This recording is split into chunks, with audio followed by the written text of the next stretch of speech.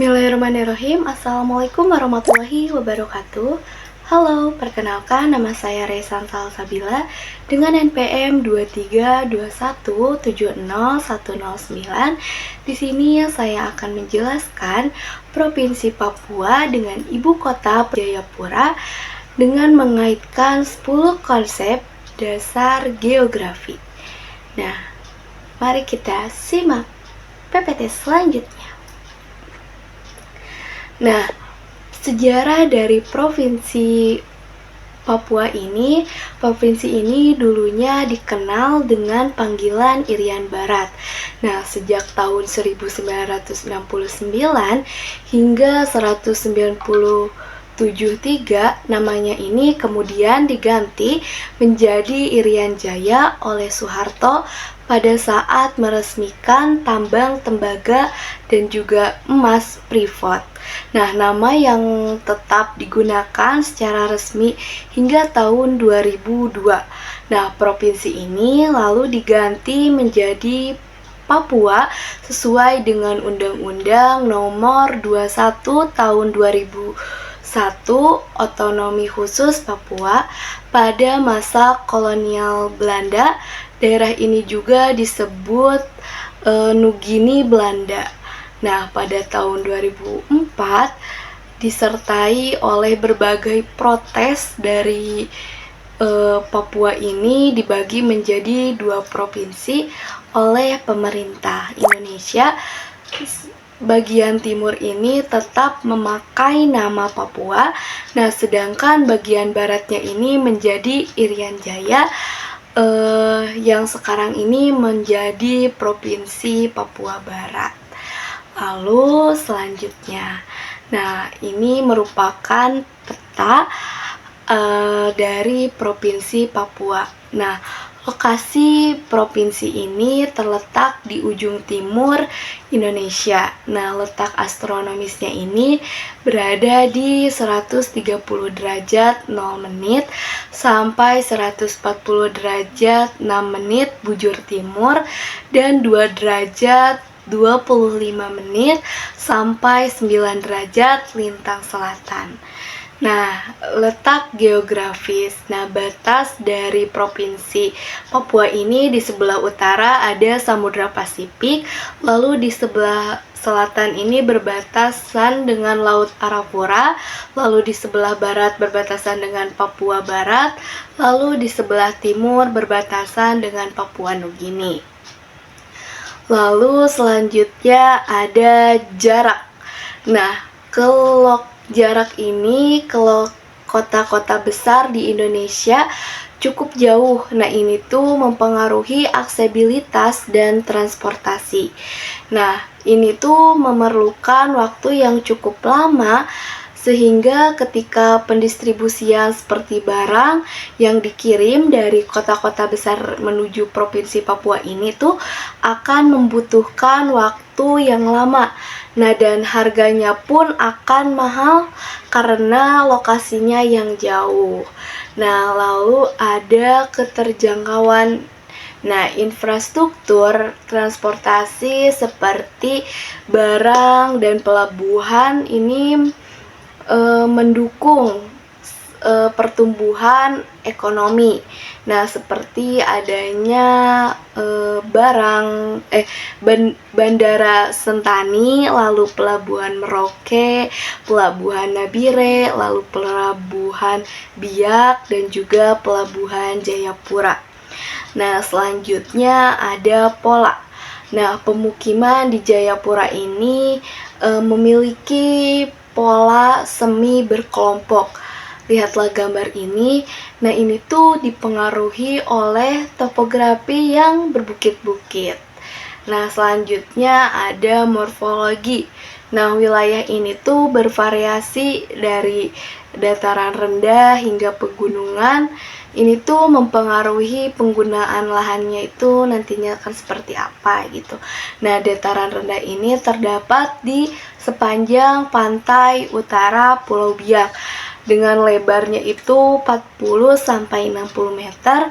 Lalu dataran tingginya itu dihuni oleh hutan hujan tropis, lalu padang rumput, dan juga lembah. Nah, selanjutnya ada pegunungan di bagian tengah Papua. Ini tuh terdapat rangkaian pegunungan tinggi.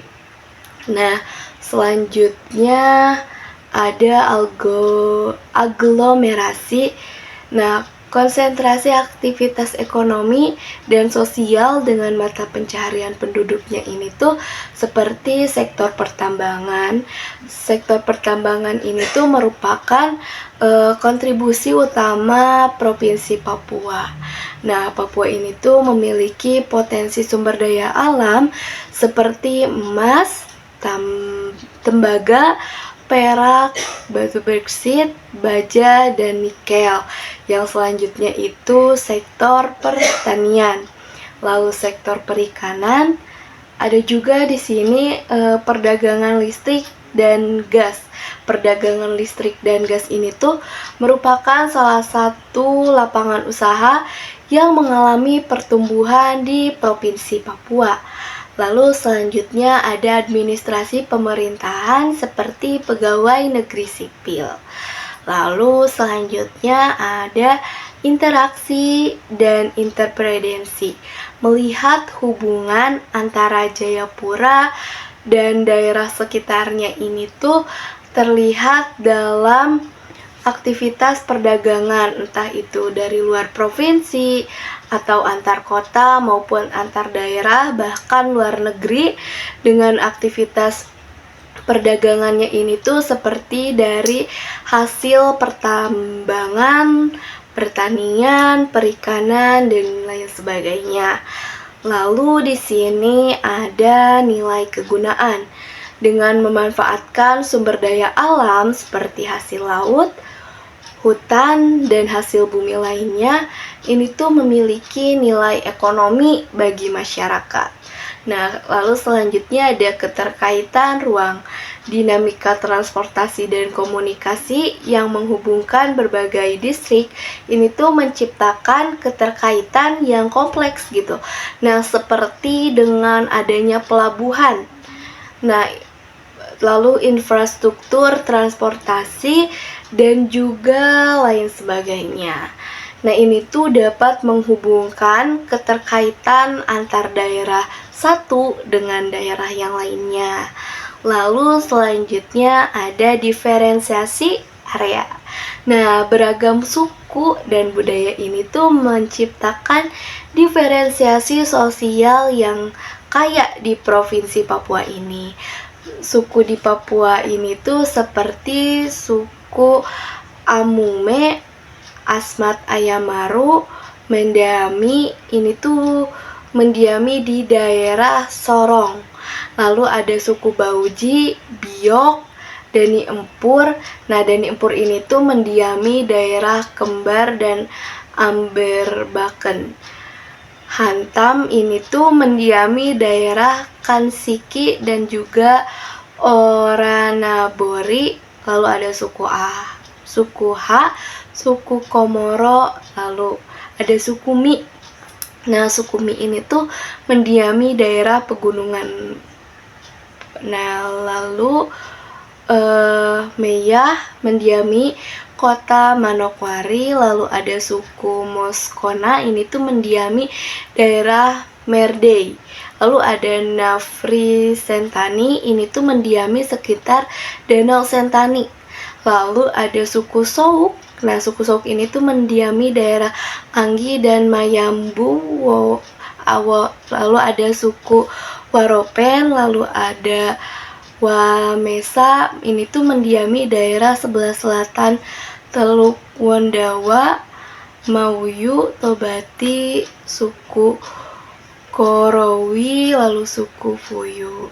Adapun tarian seperti tari Swangi, lalu makanan khasnya itu ada udang selingkuh, lalu senjata tradisionalnya itu ada seperti pisau belanti, senjata tradisional Papua yang terbuat dari tulang burung kasuari.